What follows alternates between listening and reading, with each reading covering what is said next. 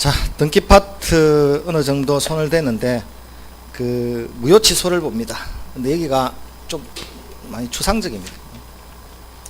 총칙 파트가 굉장히 좀 추상적이라서 듣는 거하고 별개로 남는 게 별로 없어요.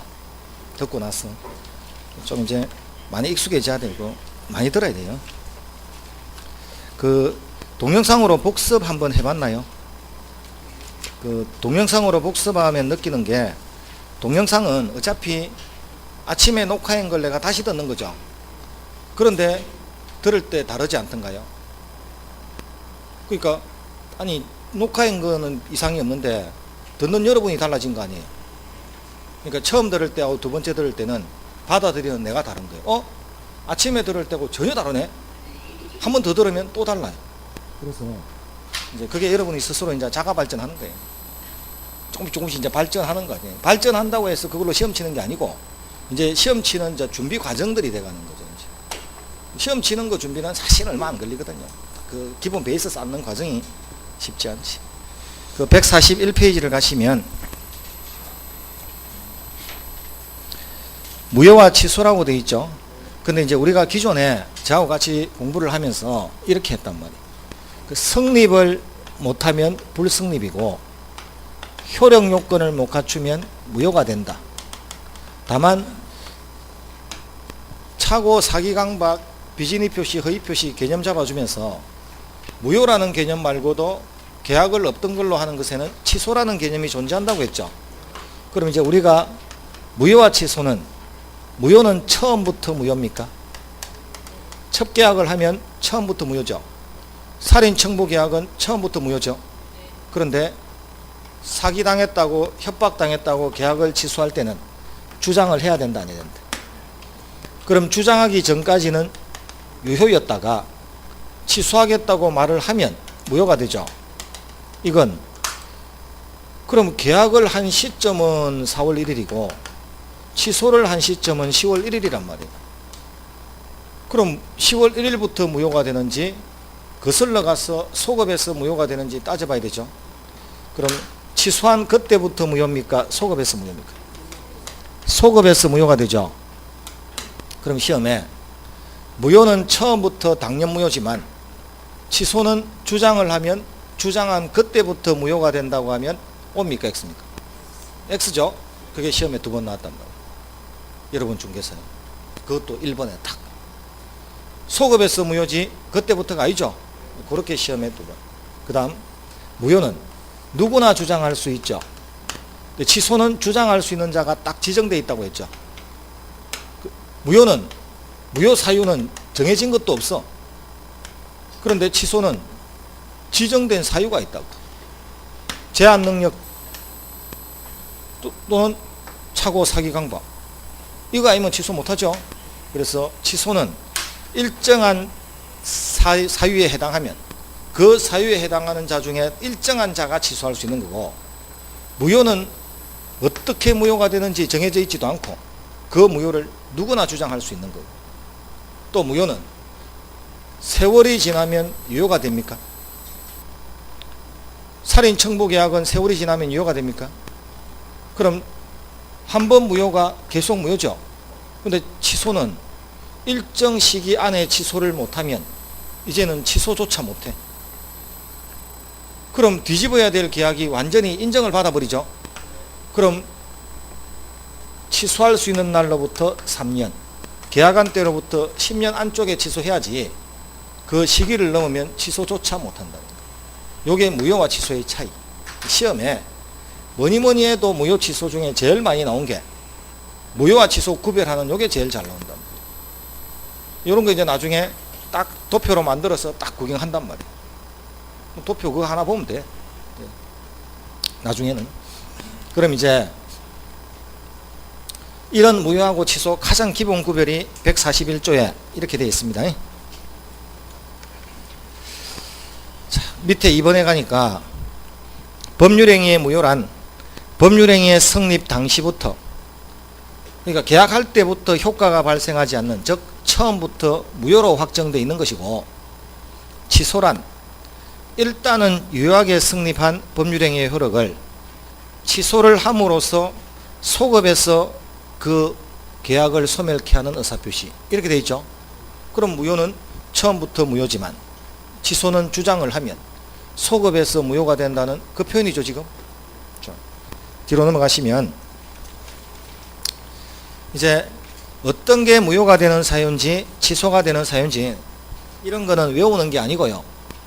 하나하나 다 공부하는 것들이거든요. 앞으로 공부하다 보면 저절로 익숙해져서 허위표시는 무효다, 차고 사위강박은 취소할 수 있다, 7살짜리는 취소할 수 있다 이렇게 배우는 거지 이거 달달달 배우는 게 아닙니다.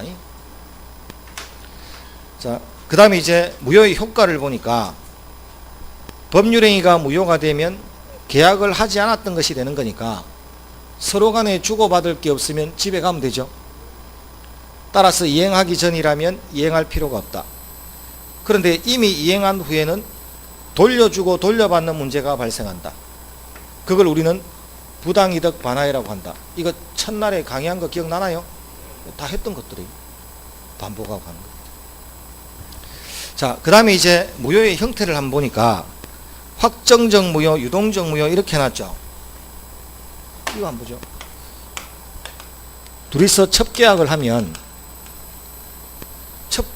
하면 세월이 지나면 이 첩계약은 무효였던 행위가 유효로 바뀌나요?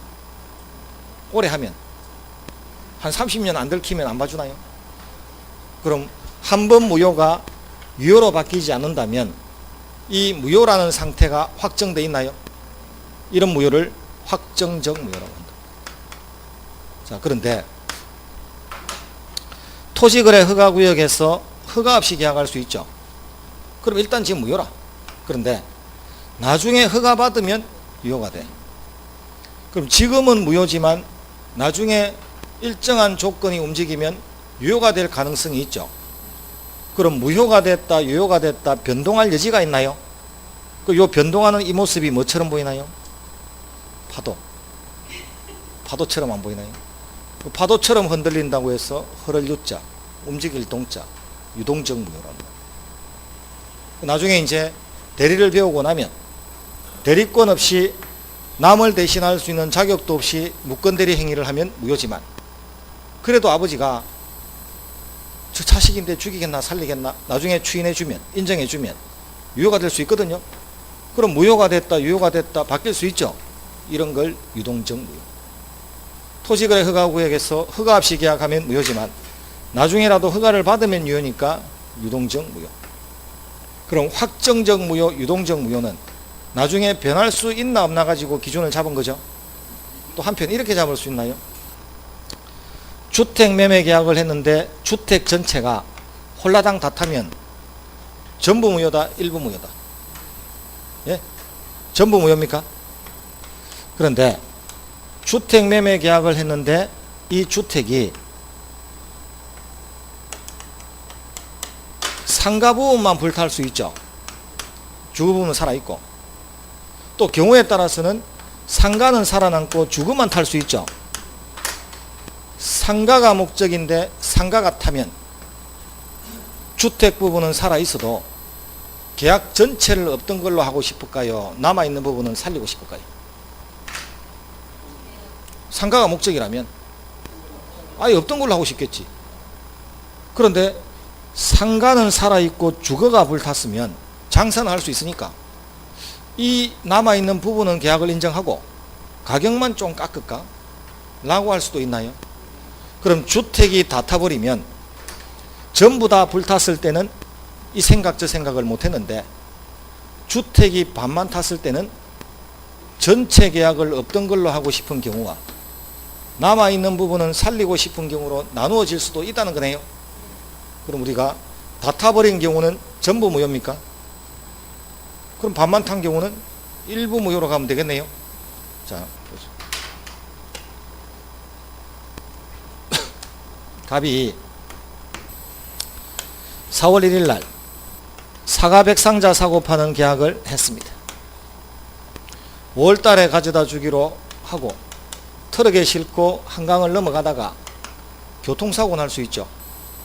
그래서 실제로는 50상자밖에 못 가져다 줄 수도 있나요? 50상자는 한강에 빠져버렸으니까. 전부 불능입니까? 일부 불능입니까? 전부입니까? 일부입니까? 전부입니까? 일부입니까? 이게 정상이라고. 그러니까 자꾸 물어보면 목소리가 줄어든다. 갈수록 작아져. 이상한데? 하면서 이제 자신이 없어지는 거죠. 자, 왜 50상자밖에 안 가져오냐? 나머지는 사고 났는데 조금만 이끌었는데 다시 갔다 올게. 할 수 있을까요? 혹시 없으면 옆집에서 빌려서라도 채워줄게 할 수 있을까요? 없으면 대구나 청송에 가서 따가지고 와서라도 채워줄게 할 수 있을까요? 그럼 불능이 아니네요. 다시 줄 수 있으면 불가능이 아니잖아요, 지금. 이거는 일부 불능이 아닌 겁니다. 자, 아까는 주택이 반만 탔다고 할 수 있죠. 이건 아무리 비슷하게 지어도 과거에 도장 찍은 그 주택이 나올 수 있다 없다. 그래서 그건 불능이에요. 그래서 그때는 불능이라는 표현을 써도 돼. 여기는 불능이 안 돼. 우리 가능불능이라고 할 때 불능은 다시는 할 수 없고 다시는 줄 수 없는 상태가 돼야 되는 겁니다. 그럼 일부가 불능이면 일부 무효의 법리로 간다는 거예요. 일부 무효는 원칙은 전부를 무효로 할 수도 있나요? 상가가 탔을 때는. 그런데 나머지 부분을 살리고 싶은 경우로 나눌 수도 있나요? 그래서 수량을 중심으로 전부 일부 이렇게 기준 잡을 수도 있는 겁니다. 그게 143페이지 위에 법률행위 내용의 전부에 관해서 무효의 원인이 있으면 전부 무효. 무효의 원인이 법률행위 내용의 일부분에만 존재할 때는 137조에 의해서 해결한다 이렇게 되어 있죠. 그 밑에 137조 큰 타이틀 제목이 법률행위의 일부 무효 이렇게 되어 있죠. 읽어보시면 법률행위의 일부분이 무효일 때에는 그 전부를 무효로 한다. 다만 그 무효 부분이 없더라도 불타버린 부분이 아니라 하더라도 남아있는 부분만으로도 법률행위를 하였을 것이라고 인정될 때는 나머지 부분은 무효가 되지 아니한다. 그럼 아까 주택이 반만 타면 전체 계약을 없던 걸로 하고 싶을 경우도 있을 거고 남아있는 부분은 무효로 하지 아니하고 계약을 유지하고 싶을 경우도 있다고 했죠. 그게 그 137조에 표현되어 있단 말이에요. 그게 전부 무효, 일부 무효. 자, 그 다음 이제 그 밑에 절대적 무효, 상대적 무효 있나요? 자, 우리 배운 거 가지고 해볼까요? 채권자 피하려고 짜고서 등기를 넘기는 허위 표시를 하면 을은 무권리자죠. 실제 소유자는 갑이죠. 그런데 선의의 제3자는 보호된다 안 된다? 허위 표시에서는 선의의 제3자가 보호되죠. 그럼 갑은 이 가짜로 매매해놨다 그래서 무효라는 사실을 을한테는 주장할 수 있어도 선의의 제3자한테는 주장할 수 있다 없다? 그럼 누군가한테는 무효를 주장하는데 누군가한테는 무효를 주장 못하죠. 절대적입니까? 상대적입니까? 그게 상대적. 자, 그런데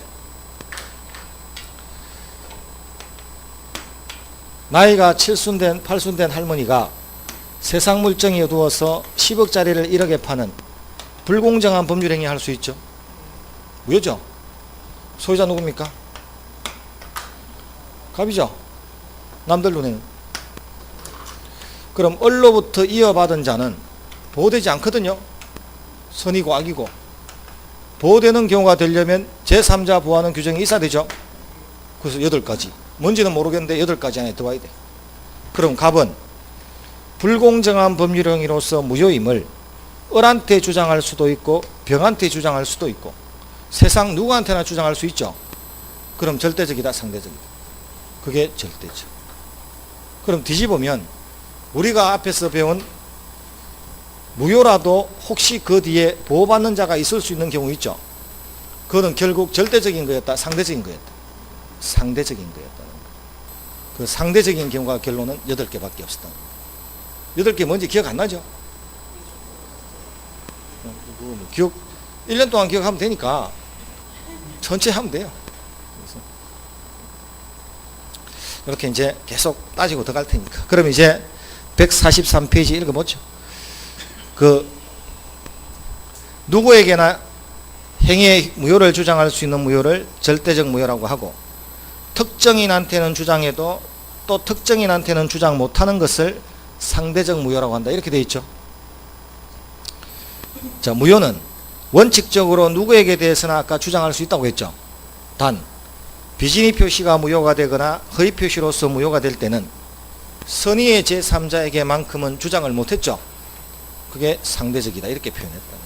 그렇게. 자, 그게 이제 무효를 앞으로 배울 때 이런 것들을 기본으로 배우는 거예요. 자, 그 밑에 이제 오늘 여기까지만 할 겁니다. 무효행위의 전환이라고 되어 있죠. 여기 이제 좀 미시적으로 보면 어렵단 말이에요. 무효인 행위를 전환시킨다는 거죠. 무슨 소리인가 잘 몰라. 엔드 보면 전부 무효인 법률행위가 다른 법률행위의 요건을 구비하고 당사자가 그 무효를 알았더라면 다른 법률행위를 하는 것을 의혹하였으리라고 인정될 때에는 다른 법률행위로서의 효력을 가진다. 이렇게 되어 있죠. 이거 읽어본 지금 느낌이 어떤가요? 집에 가고 싶죠? 뭔 소리인지 한 개도 모르겠다. 추운 건 둘째 치고 있다. 춥진 않고 열이 나야 되는데. 문을 열어놨어 그런가요? 조금만 참으시죠. 다 돼가면. 자, 그 머리는 조금 차갑게 하는 게 좋습니다. 공부는. 그래서 무릎 담요 같은 건 하체는 원래 밑은 따뜻해야 돼요. 사실 머리는 약간 차갑고. 그래서 원래 대한민국이 그 과학적으로 온돌이 그렇게 좋은 거예요. 온돌은 밑에는 따뜻한데 머리는 위쪽은 찹죠. 바람 부니까. 그게 과학적으로 건강에 제일 좋은 상태로. 스팀보다. 그 좋은 장점을 우리 다 버렸잖아요. 지금. 아파트 요즘 온돌 안 하잖아요. 그래서 저희 집은 온돌 같은 효과를 누립니다. 왜냐하면 저는 더위를 하도 타니까 안 틀어요. 아예 가스고무가 안 틀어요. 제 방에는. 그 겨울에는 와이프가 자고 같이 앉아. 추워 죽겠다는 겁니다. 네? 대신에 이제 저도 밑에 전기장판은 들거든요. 그 밑에는 따뜻하고 위에는 추워. 문도 조금 열어놓거든요. 그러니까 애들이 들어오면 엄청 춥대. 방이 썰렁하대. 근데 나는 그게 좋아요. 겨울이라도. 옛날에 신림동에 있을 때는 됐습니다. 그 고시 공부할 때는 겨울에 맨발로 다녔거든요. 너무 추울 때는 아닌데 겨울에 맨발로 하고 가니까 너무 미쳤대. 근데 요즘 보니까 지하철 타면 여자분들 신발에 맨발 신더라고요. 저는 그때부터 최첨단을 달린 거지. 자, 이제 무효행위의 전환.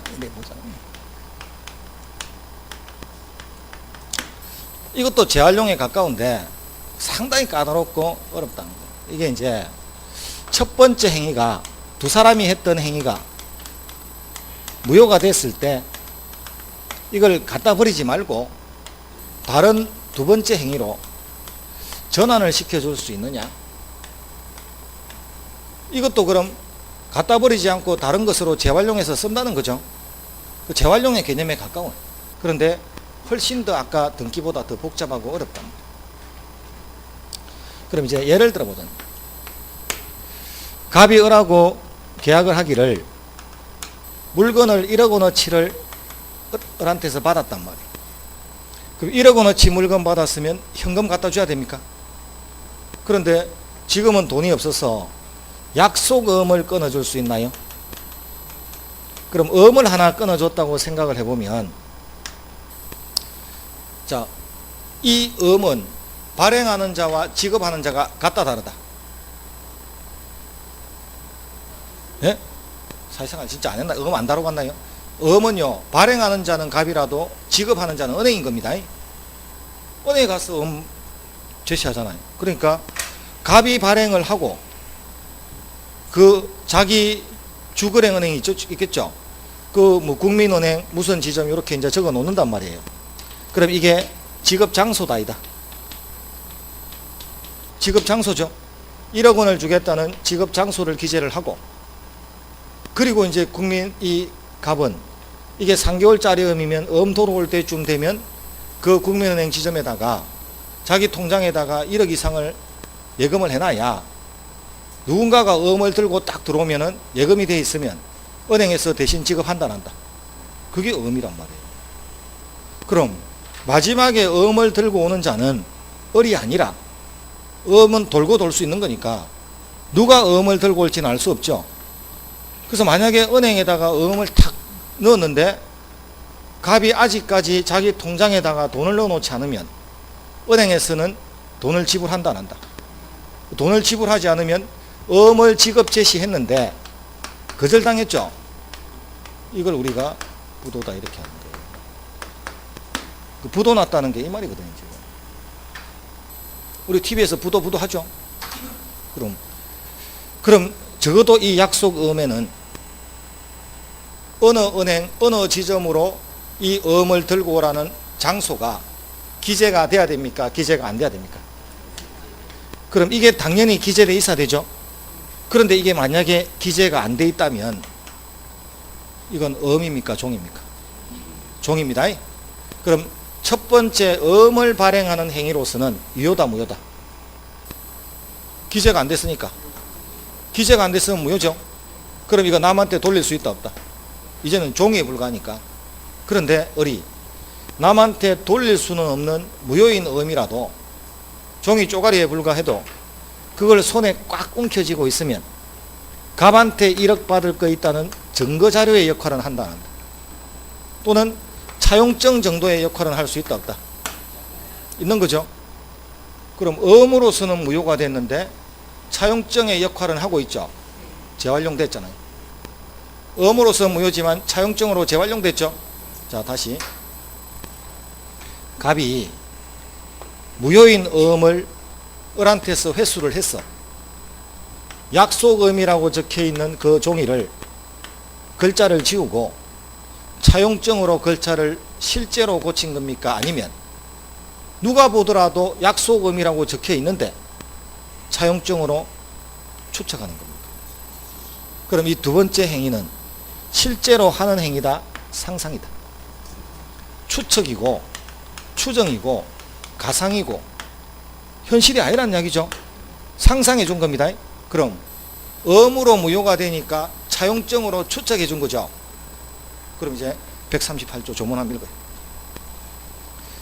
자, 음으로서는 무효가 되어버린 행위가 혹시 차용증 정도의 요건을 구비하고 두 사람이 그 음이 처음부터 무효라는 사실을 만약에 알았더라면 이 정도의 역할은 했을 거라고 인정이 되면 차용증으로의 역할은 인정할 수 있다 없다? 그게 무효인 행위를 전환. 음으로서는 무효인데 차용증으로 전환시켰죠.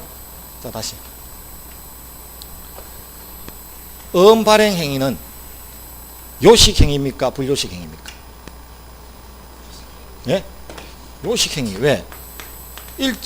말만 갖고는 안 되고 일정한 것을 기재를 안 하면, 형식을 기재 안 하면 종이가 되어버리잖아요. 그럼 일정한 서식을 갖추어야 되는 요식 행위죠. 그래서 기재를 못하면 종이죠. 그럼 요식 행위가 유효가 됐다, 무효가 됐다? 기재를 못했으면? 기재할 걸 기재 못하면 무효죠. 차용증은 요식 행위다, 불요식 행위다? 차용증은 형식을 갖추어서 써도 되고 말로 해도 되고 그 없으면 담배값 은종 은박지에 해도 되고 안 되면 남의 손에다가 해도 되고 사진 콱 찍고. 불요식입니까? 요식입니까? 자, 불요식은 말 그대로 형식을 필요로 한다 안 한다? 두 번째 행위는 현실이다, 상상이다. 그럼 형식을 필요로 하지 않는다면, 손발을 움직일 필요가 없다면 상상만으로도 가능할 수 있겠네요. 자, 요식 행위로서 무효가 된 행위를 불요식 행위로 전환시킬 수 있다 없다? 있다는 거예요. 왜? 상상만으로도 불요식은 나올 수 있으니까. 되나 이제? 그럼 뒤집어서 첫 번째 행위가 불요식 행위로서 무효가 될 수 있나요? 뭔지는 모르겠지만 그걸 다른 요식 행위로서 전환시켜 줄 수 있을까요? 생각해 보자고요. 요식 행위는 형식을 필요로 합니까? 그런데 상상만 해갖고는 형식이 나올 수 있다 없다? 그럼 상상만으로는 형식을 갖출 수가 없으니까 요식으로서는 전환이 된다 안 된다?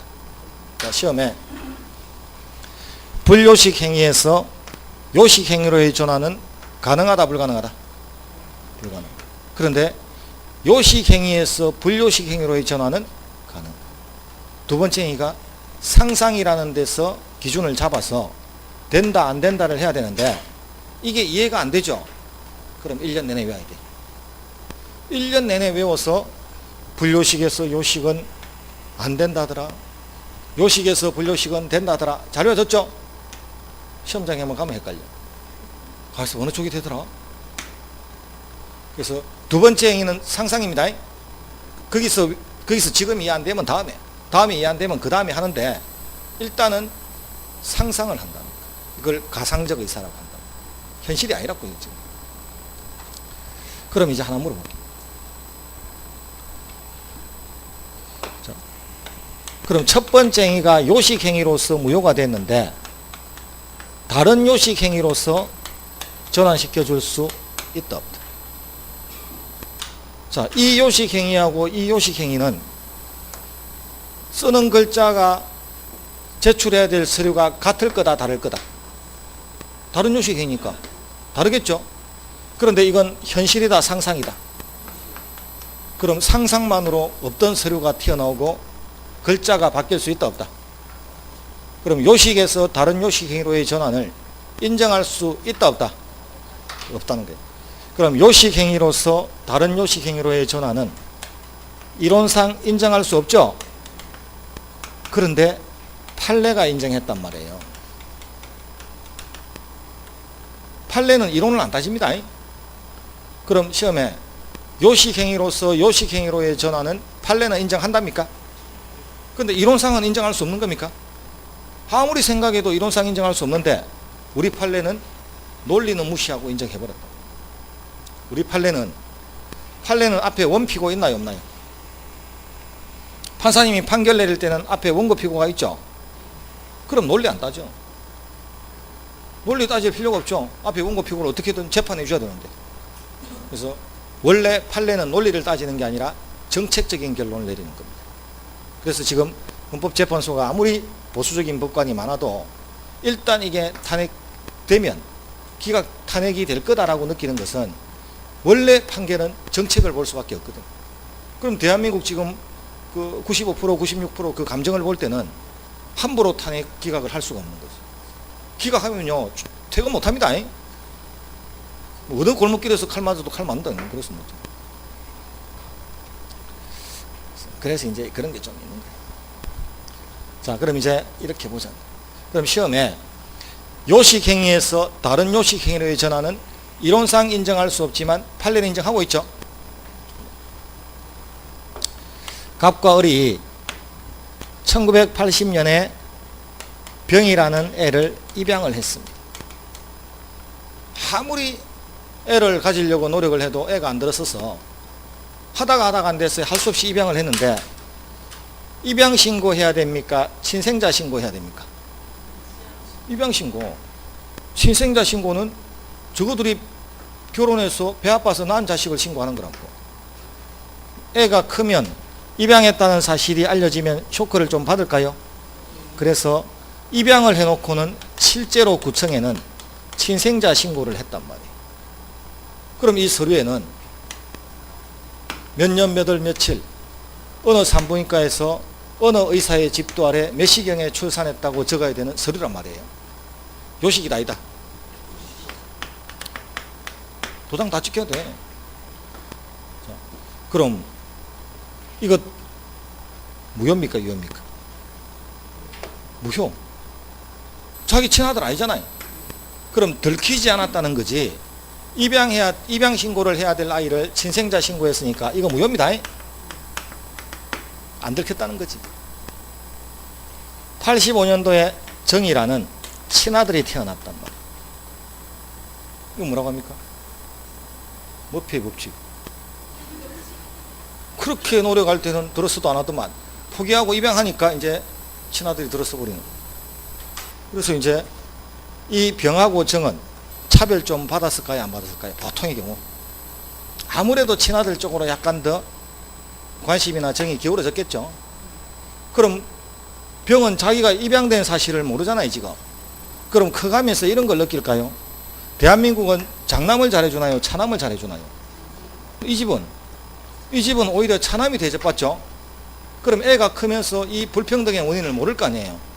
그래서 나이 22살이 될 때까지 모르다가 자기가 입양됐다는 사실을 그때 알아버린 거죠. 그래서 내 동생은 나이키를 신을 때 나는 나이크를 신었구나. 그걸 이제 그때서야 깨닫게 되는 거죠. 왜 신발이 달랐는지. 자, 이 병의 성격은 어떨까요? 부모한테 5살 이후로 부모한테 눈칫밥 먹고 자랐으면 동생하고 차별받았을 거 아니에요. 음식 가면 손 탁 대고 했을 거 아니에요. 자, 성격 어떻다? 굉장히 내성적이겠죠. 그 내성적인 성격은 까칠한 게 아닙니다.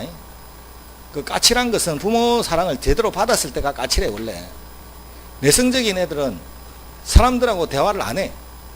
눈을 안 마주쳐. 그게 내성적인 거. 자신도 없고. 그래서 우리 결혼할 때 보면은 그 부모 양쪽에 한쪽이 없다고 하면 왠지 꺼리고 하는 것은 둘이서 불붙었을 때는 몰라도 부모가 볼 때 세월 지나면 한쪽이 없는 것은 어디가 차이 나도 나더라는 거예요. 있는 쪽 생각에는. 자, 아버지 없는 애가 편합니까? 엄마 없는 애가 편합니까? 한쪽씩 없다면 엄마 없는 애가 편하. 아버지 없는 애는 표 안 나. 그러니까 아버지 없으면 엄마 혼자서 돈 벌죠. 그 다음에 애 숙제 돌봐주죠. 애 씻기죠. 청소하죠. 1인 사역을 다 해. 그런데 엄마 없고 아버지만 있는 집에는 돈만 벌어. 다른 거 안 해. 그 집에는 밖에 가면 그 베란다에 3일 전에 짜장면 그릇도 있어. 그리고 결정적으로 안 씻고. 안 씻죠? 애들이 깨세세 냄새도 나고 옷도 뭐 구질구질하고 그래. 돈 잘 버는 거와 관계없어요. 돌봐줄 게 없는, 돌봐줄 사람이. 그래서 자, 학교에서 싸움 해가지고 내일 학부모 모시고 와, 부모님 모시고 와 이렇게 딱 됐을 때, 자, 어머니 없는 집에는 어머니 없는 집에는 아버지가 가겠죠. 아버지가 학교 가면 뭐라고 할까요? 학교 가서 누가 잘못했냐? 누가 잘못해가지고 이렇게 싸움을 하고 돌아다니냐? 이렇게 따진다 안 따진다? 따지죠. 그런데 아버지 없는 집에는 어머니가 가겠죠. 어머니는 학교 가서 올 때까지 누가 잘못했냐를 안 해. 말 안 한다고. 누가 내 아들 때렸니? 도대체 누구야 내 아들 때린 게?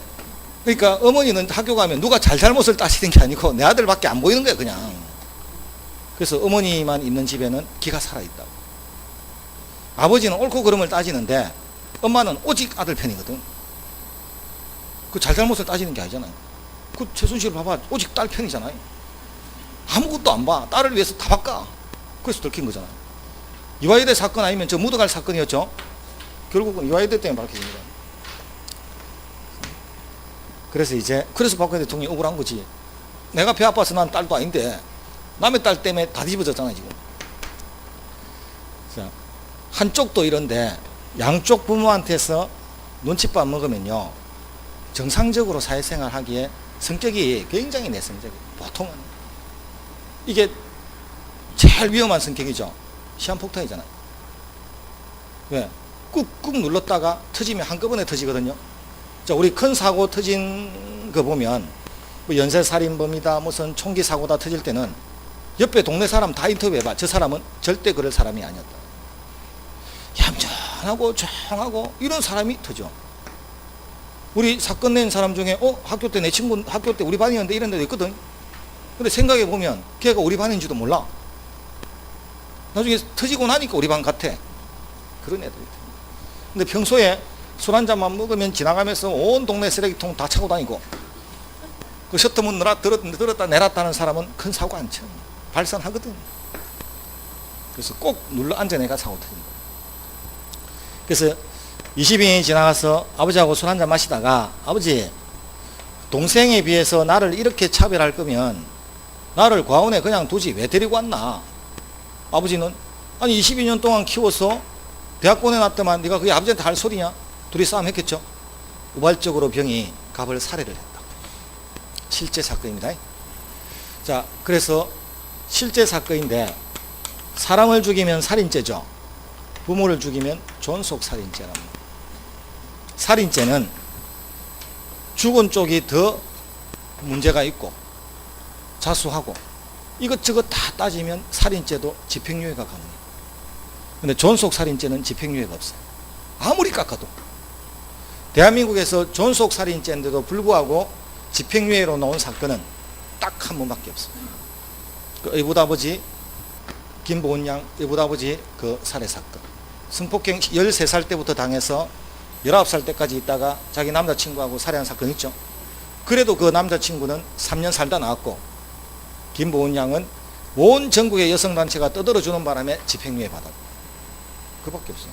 그것도 의붓아버지였기 때문에 가능한 거예요. 친아버지면 안 돼. 자, 그런데 병의 변호사가 뭐라고 주장했냐면 병하고 갑은 친자 친부 관계가 없다. 친자 친부 아니죠. 양자 양부 관계가 놓으려면 입양 신고를 해야 되는데 입양 신고는 평생에 해본 적이 없다. 그럼 22년 동안 엎덩이로 키운 거지 부모 자식 관계로 키운 건 아니니까 살인죄로 가야 된다. 이렇게 주장했단 말이에요. 대법원의 판단은 뭐냐면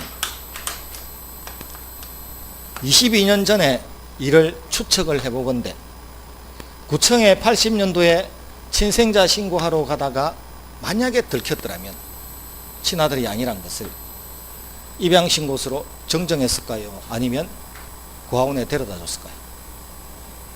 아니 그때 22년 전에 들켰더라면 그때는 정정했을 거라고 지금 추측됩니까? 그럼 22년 전에 친생자 신고서가 비록 무효라도 이걸 22년이 지난 지금에 와가지고 입양으로 봐줄 수 있다 없다. 입양으로 봐야 저걸 존속살인죄로 처벌하는 거죠. 그럼 우리 대법원 판례는 22년 전에 친생자 신고가 무효라도 이걸 이제 와서 입양으로서 전환시켜 준 겁니다. 그럼 친생자 신고는 요식행위죠. 입양은 요식행위다 아니다. 이것도 어느 고아원에서 누구 친척 동의서를 받아서 데리고 왔다고 도장 콱 찍어야 되는 요식행위죠. 서류가 같습니까? 다릅니까? 서류가 다르고 쓰이는 글자가 다르죠. 친생자 신고서라고 적는 거하고 입양 신고서라고 적는 건 다르잖아요. 그런데 전환시켰다 안 시켰다? 상상만으로. 제3자인 우리가 볼 때는 친생자 신고서로 보인다. 입양 신고서로 보인다. 친생자 신고서로 보이죠? 그런데 입양 신고로 추측하고 상상해버렸단 말이에요. 그럼 첫 번째 행위가 무효인데 두 번째 행위로 전환시켰죠? 요식행위에서 다른 요식행위로는 상상만 갖고는 안 될 것 같은데 우리 판례는 인정했다 안 했다? 그럼 시험에 허위의 친생자 신고라서 무효인 경우라도 입양으로서의 요건을 구비하고 있다면 입양으로서의 전환을 판례는 인정한다 안 한다? 그게 가장 유명한 판례. 이렇게 나온다. 우리 판례의 입장은 이런 겁니다. 친생자 신고서를 22년이 지난 지금에 와가지고 확 째려보고 있으면 이게 갑자기 희미해지면서 이게 입양으로 글자가 싹 바뀔 수 있다고 판례는 믿는 겁니다. 상상만으로 된다고 했으니까. 우리는 말도 아니다 이렇게 생각하는 거고 판례는 아 몰라 된다라고 믿는 거고. 실제 사건, 형법상의 사건이 가장 대표적인 무효행위 전환에 관한 판례가 됐다라는 거. 가장 유명한 판례, 시험에 잘 나오는 판례. 자, 요걸 무효행위 전환. 그럼 딱 그만큼밖에 안 실례니. 그럼 무효행위 전환은 이제 나중에 지금은 조문 한 개만 봤지만 시험에 나오는 것은 요식에서 불요식은 전환이 돼도 불요식에서 요식은 전환이 안 된다. 요식에서 요식은 이론상은 안 될 것 같은데 판례가 인정했다. 그럼 어떤 판례가 있느냐? 이런 판례가 있다. 이렇게 탐구하는 거예요. 이렇게 공부하는 거예요. 요 무효행위의 전환은 1년 뒤에 시험장에 간다 하더라도 이만큼밖에 못 배워요. 기초를 배운 게 아니라 이만큼 배우는 게 다란 말이에요. 다만 이게 다 적혀 있지 않는 거지. 이 문서에. 자, 여기까지 하고 다음 주에 이제 이어서 더 갑니다. 오늘은 여기까지. 오늘 수고했습니다.